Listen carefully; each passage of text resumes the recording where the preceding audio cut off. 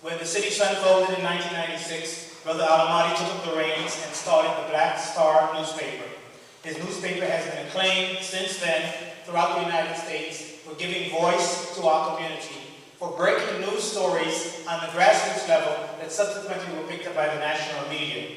Brother Alamadi has also been a teacher, teaching what he called guerrilla journalism down the block here on Malcolm X Boulevard, trying to get some of our young people involved in the truth-telling that is a critical part of journalism. I present to you Brother Milton Alamadi.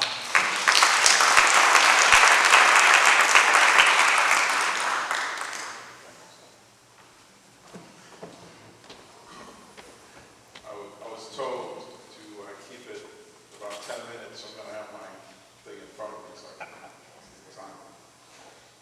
Greetings, sisters and brothers.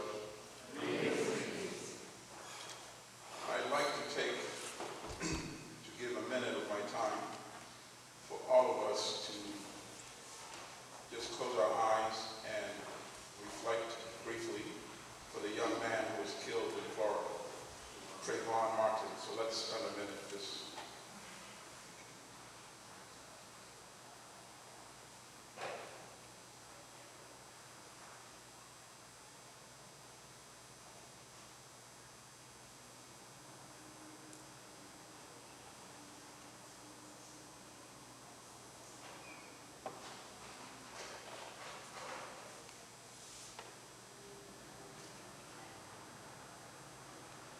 thank you all. Let's give a round of applause to the brothers who put this fabulous event together.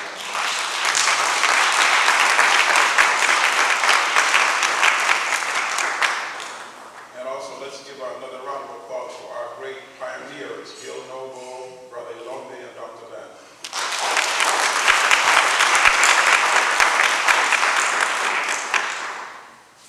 I think we should have more of this kind of event, and I hope we do, where we actually get to meet each other and share information and learn from one another.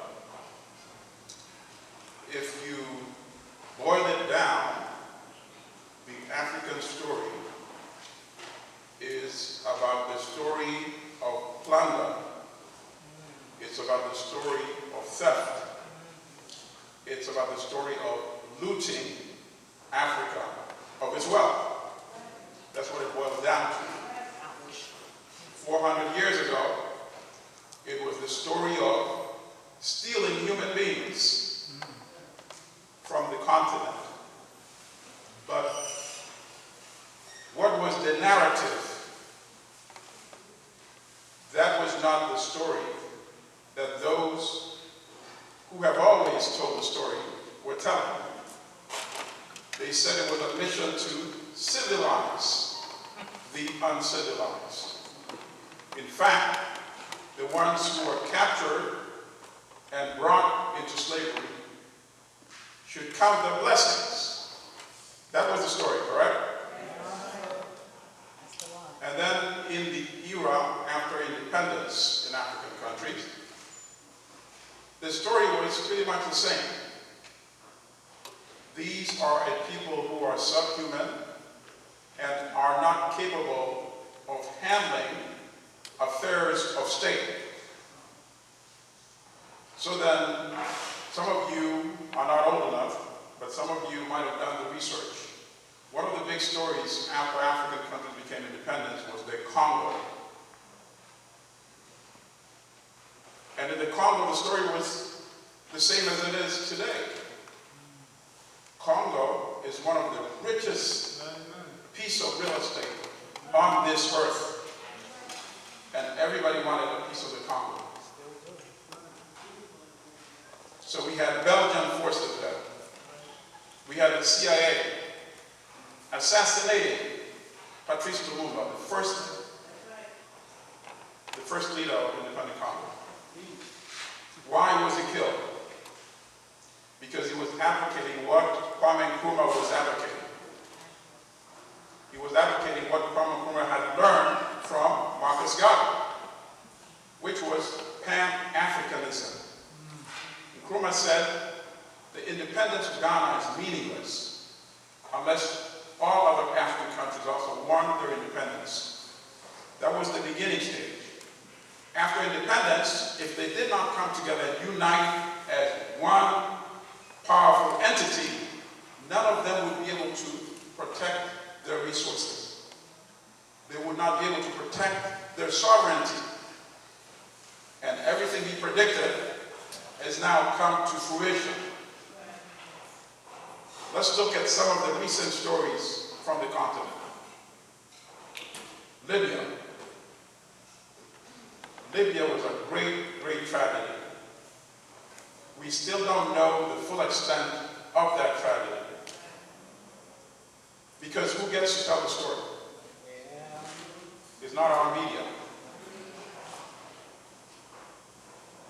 Had it not been for a lapse in the Wall Street Journal, we never would have learned of the ethnic cleansing of people who look like you and I in Libya by the so-called rebels, financed by the West, financed by the United States, France, Britain. They took a country which was stable, which was prosperous, and look where it is today. Much more unstable than Afghanistan and Iraq. A country where people had free housing, free education. One of the highest levels of income, not only in Africa, but in the world. Look what they did to Libya. The story we were being told was that they were trying to introduce democracy in Libya. Where is that democracy today? Where is that stability today? The story they almost never told us was of the ethnic cleansing of people who look like you and I in Libya. By an armed rebel unit whose name was the Brigade to Purge Slaves, Black Skin. That was the official name of one of the military units that we were supporting in Libya. And they fulfilled their mission. When they got to the city called Tawanga, a city of 35,000 Black Libyans, it's been completely empty. How many of you are aware of this? Very few media outlets wrote about it. The Wall Street Journal, to their credit, had 2 articles. We wrote several editorials condemning the New York Times and other media outlets such as CNN for ignoring this story. How many people here believe that had the victims of this atrocity been white people, this would not have been in the headlines of all the papers on a daily basis? And that people would be brought to justice today. Let's look at another story. The Congo. In the last, between 1997 and today, an estimate of anywhere from 6 to 10 million people have died in the Congo. We don't see it on the front pages. Why? Because Western corporations are benefiting from that atrocity. They're mining the resources in Eastern Congo and not paying a dime to the central government. So obviously they prefer it that way. But when they tell us the story, what do they say? They say these are so-called tribal wars. Whenever they use the T word, beware. It means they're hiding profitable genocide.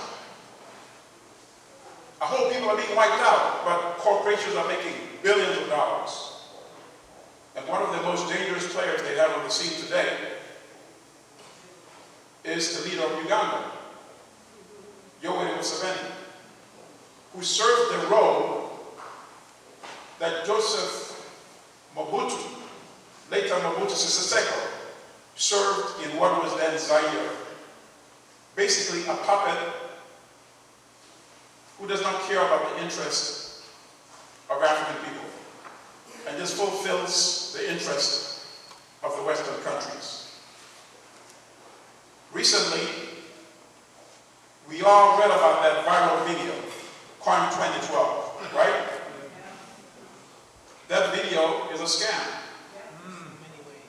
It gives you the impression that if we take out this one individual, Joseph KOIN, end of problem. When in fact Joseph KOIN is no longer in Uganda. So why are you sending troops to Uganda if you want to rescue children from this bandit who is no longer in Uganda? That is not to say that Joseph KOIN has not committed terrible atrocities. Yes, he has. But his counterpart, the leader of Uganda, has done 10 times worse crimes. So why do we embrace one side and go after the other? Unless it's a ruse. Unless it's in order to mask something, which is precisely what it's intended to do. This video is paving the way for the introduction of U.S. troops in the region, because it's no coincidence that over the last 5 years, there's been rich discoveries of oil in Uganda, in South Sudan, in parts of Congo, and in Central Africa. So suddenly, by coincidence, we decided that we want to go and help the children of Uganda. And that's why we're sending these soldiers, right? I bring this all up because we live in a dangerous environment when we can't tell our stories. And it's not only on the continent, it's here as well. When we had the great tragedy, the Katrina tragedy, who told us about what was going on in New Orleans? Very scary, don't you think? At that moment, you realize how helpless you really are when you don't have a media outlet that is national or international. You have to rely on CNN. How many stories did they miss? How long did it take for us to realize that during this time of tragedy, the police were actually hunting down black folks in that part of the country? This came out much later, right? CNN didn't tell us at that time. You see the danger of not being able to tell your own story? It's here and on the continent. If we can't tell these stories, the Katrinas, if we can't tell the story of Libya, if we can't tell the story of Congo, if we can't tell the story of Uganda, we are always going to be at the mercy of forces that are very hostile to our interests and will challenge our survival. I recommend 2 speeches that are available on YouTube by Malcolm X. Malcolm was brilliant. He was very intelligent. He knew the power of media. One of the lectures is very short. It's about 6 minutes. It's called "You Can't Hate the Roots of a Tree Without Hating the Tree." Go to YouTube and watch that. 6 minutes of condensed brilliance. And what does he say? Briefly. He says, for centuries, the Western world controlled media and created this hostile, negative image of Africa and caused us here to reject our own heritage.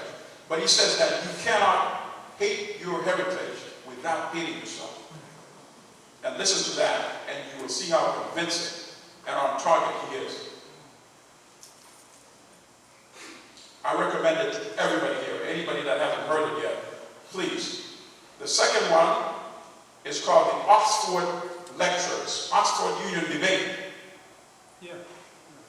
And it's in 4 parts, part 1, 2, 3, 4. Listen to all 4 parts, especially part 1 and 2, where he talks about the power of media. Media can let the bandit look like an angel, and the angel look like a bandit. So those are the first two courses in the power of media that I recommend to all of us here. And I hope we have more of this kind of exchange. I look forward to the Q&A. Thank you, Sister.